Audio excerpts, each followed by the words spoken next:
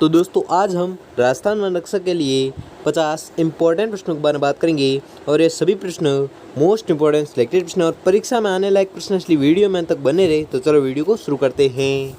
आपका पहला सवाल है कि राजस्थान में पुलिस विश्वविद्यालय किस जिले में स्थित है। तो आपको याद रखना है यह स्थित है जोधपुर जिले में। ठीक है, तो कौन सा विश्वविद्यालय? पुलिस विश्वविद्यालय। अगला सवाल है कि वृद्ध राजस्थान के प्रथम मुख्यमंत्री कौन थे। तो आपको याद रखना है यह मुख्यमंत्री थे हीरालाल शास्त्री। ठीक है, हीरालाल शास्त्री थे जो वृद्ध राजस्थान के प्रथम मुख्यमंत्री थे। अगला सवाल है कि गैर जिम्मेदार मिनिस्टरों कुर्सी छोड़ो आंदोलन अलवर में कब व किसके नेतृत्व में शुरू किया गया। तो आपको याद रखना है यह शुरू किया गया था 9 अगस्त 1946 को। और किसके नेतृत्व में? शोभाराम कुमावत के नेतृत्व में। अगला सवाल है कि बीकानेर में जूनागढ़ के पास स्थित चोतीना कुआं को किस नाम से जाना जाता है। तो आपको याद रखना है यह जाना जाता है अनूप सागर के नाम से। ठीक है, कौन सा कुआं? चोतीना कुआं, जो किसके पास है? जूनागढ़ के पास है और बीकानेर में स्थित है। अगला सवाल है कि राजस्थान में कौन सा जिला अधिकतम मात्रा में इसबगोल पैदा करता है। तो आपको याद रखना है वह जिला है जालोर जिला। ठीक है, जालोर जिला है जो सर्वाधिक मात्रा में इसबगोल पैदा करता है। कौन? जालोर। अगला सवाल है कि जलदुर्ग गागरोन स्थित है। तो कहाँ पर स्थित है? झालावाड़ में। ठीक है, कौन सा दुर्ग है? तो गागरोन दुर्ग, जिसे जलदुर्ग भी कहते हैं। अगला सवाल है कि 19वीं शताब्दी का प्रथम इतिहासकार कौन था जिसने राजस्थान की सामंतवादी व्यवस्था के बारे में लिखा। तो आपको याद रखना है वह इतिहासकार था कर्नल जेम्स टोड। ठीक, कर्नल जेम्स टोड वह इतिहासकार था जिसने राजस्थान की सामंतवादी व्यवस्था के बारे में लिखा था। किसने लिखा था? कर्नल जेम्स टोड ने। अगला सवाल है कि पुष्कर झील के किनारे 52 घाट बने हुए हैं जिनमें सबसे बड़ा घाट गांधी घाट है और इसे किस नाम से जाना जाता है। तो आपको याद रखना है यह जाना जाता है जनाना महिला घाट। ठीक है, जनाना या महिला घाट के नाम से जाना जाता है। अगला सवाल है कि राजस्थान में सबसे आर्द्र महीना अगस्त, न्यूनतम आर्द्र महीना अप्रैल है। बताइए राजस्थान में मछली निषेध काल कब होता है। तो राजस्थान में मछली निषेध काल होता है 16 जून से 31 अगस्त तक। ठीक है, 16 जून से 31 अगस्त तक कौन सा काल होता है? मछली निषेध काल होता है। अगला सवाल है कि बोहरा समाज का उर्स कहाँ बढ़ता है। तो आपको याद रखना है यह बढ़ता है गलियाकोट में। ठीक है, अगला सवाल है कि कच्छी घोड़ी नृत्य किस क्षेत्र में ज़्यादा प्रचलित है। तो आपको याद रखना है यह प्रचलित है शेखावाटी क्षेत्र में। ठीक है, कौन सा नृत्य? कच्छी घोड़ी नृत्य। अगला सवाल है कि मीराबाई का मंदिर कहाँ पर स्थित है। तो आपको याद रखना है यह स्थित है 1 व 2 दोनों में। ठीक है, तो चित्तौड़गढ़ में भी है और मेड़ता में भी है। किसका मंदिर है? मीराबाई का मंदिर। अगला सवाल है कि संगीत सम्राट व माउंट एवरेस्ट ऑफ म्यूज़िक के उपनाम से जाना जाता है। तो कौन जाना जाता है? अलादिया खां। ठीक है, अलादिया खां है जो संगीत सम्राट व माउंट एवरेस्ट ऑफ म्यूज़िक के उपनाम से जाना जाता है। अगला सवाल है कि कोटा खुला विश्वविद्यालय का वर्तमान नाम क्या है। तो आपको याद रखना है इसका वर्तमान नाम है वर्धमान महावीर खुला विश्वविद्यालय। ठीक है, वर्धमान महावीर खुला विश्वविद्यालय है। किसका नाम? कोटा खुला विश्वविद्यालय का नाम। अगला सवाल है कि शिक्षा के अधिकार का अधिनियम राजस्थान में कब लागू किया गया। तो आपको याद रखना है यह राजस्थान में लागू किया गया था 1 अप्रैल 2010 को।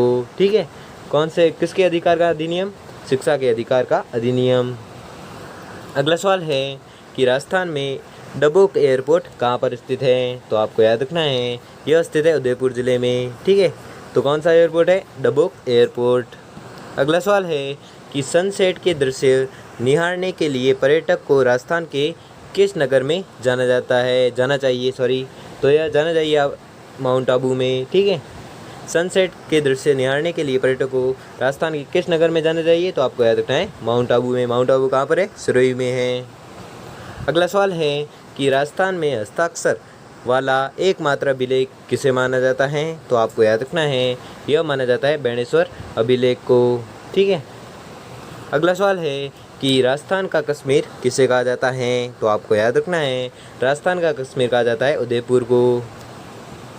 अगला सवाल है कि जयपुर के किस शासक ने सद्भावना यात्रा आयोजित की, तो आपको याद रखना है यह की थी सवाई जय सिंह ने। अगला सवाल है कि राजस्थान की उस रियासत का नाम बताइए जिसमें सर्वप्रथम संयुक्त राज्य अमेरिका के शक्ति पृथक्करण के सिद्धांत के आधार पर न्याय व्यवस्था लागू की गई, तो आपको याद रखना है वह रियासत है बीकानेर। अगला सवाल है कि राजस्थान का पहला निर्यात प्रोत्साहन औद्योगिक पार्क कहाँ विकसित किया गया, तो आपको याद रखना है यह विकसित किया गया था सीतापुर, जो कहाँ पर है जयपुर में।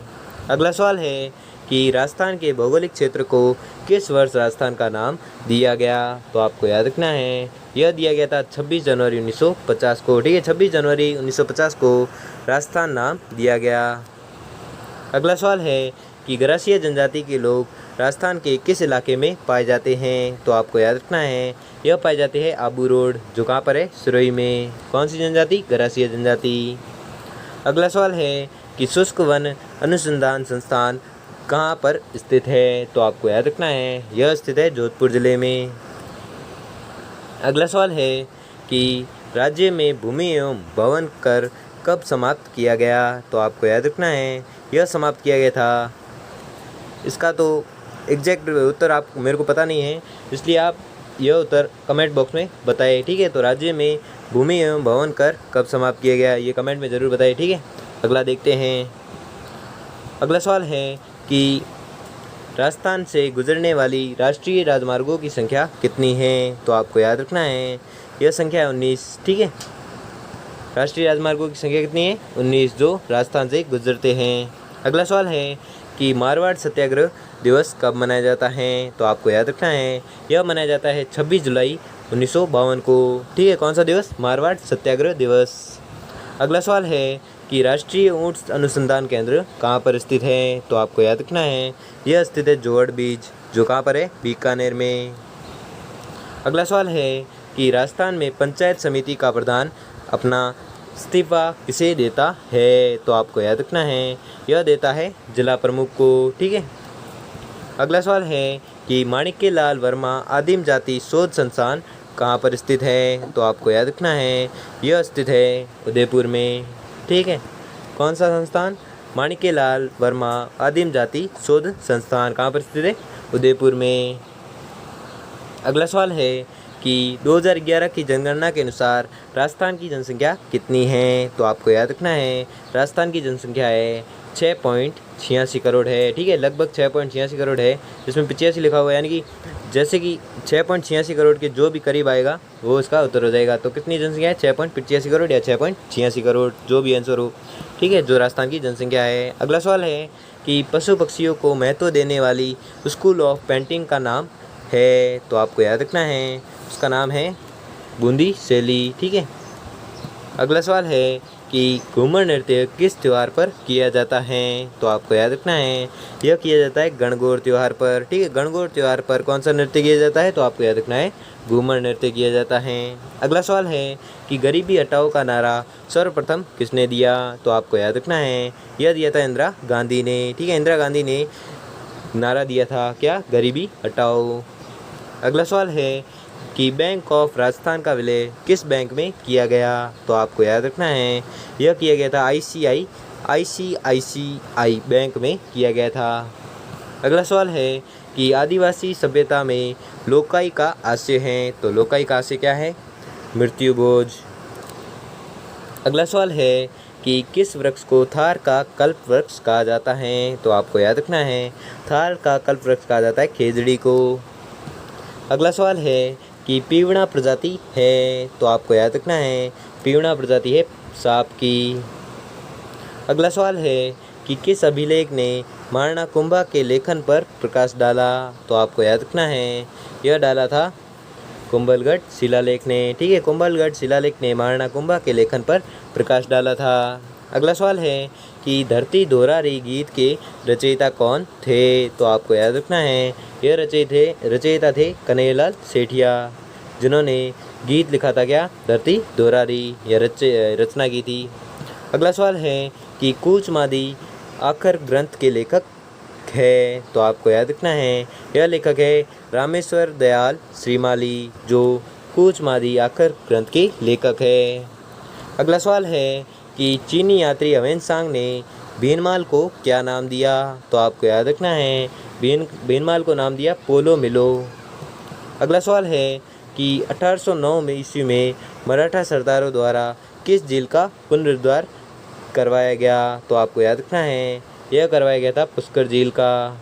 ठीक है, और कब कराया गया? 1809 में। और किसके द्वारा? तो मराठा सरदारों के द्वारा। अगला सवाल है कि राजस्थान का लोकवाद्य है, तो आपको याद रखना है लोकवाद्य है उपयुक्त सभी। मोरचंग, नगाड़ा, नौबत ये तीनों ही हैं जो राजस्थान का लोकवाद्य है। अगला सवाल है कि कवि चंद्रवरदाई की रचना का नाम है, तो आपको याद रखना है रचना का नाम है पृथ्वीराज रासो। अगला सवाल है कि एक खेल जिसमें दो दल होते हैं, एक दल के खिलाड़ी किसी पेड़ का सहारा लेकर घोड़ी बनते हैं तथा दूसरे दल के खिलाड़ी उन पर चढ़ने का प्रयास करते हैं और इस खेल का नाम है, तो क्या नाम है? उत्तर भीखा मारी बारी। उत्तर भीखा मारी बारी इस खेल का नाम है। अगला सवाल है कि किस किले के लिए कहा गया है कि अन्य सब किले नंगे हैं जबकि यह बख्तरबंद हैं, तो आपको याद रखना है यह कहा गया है रणथंभौर किले के लिए।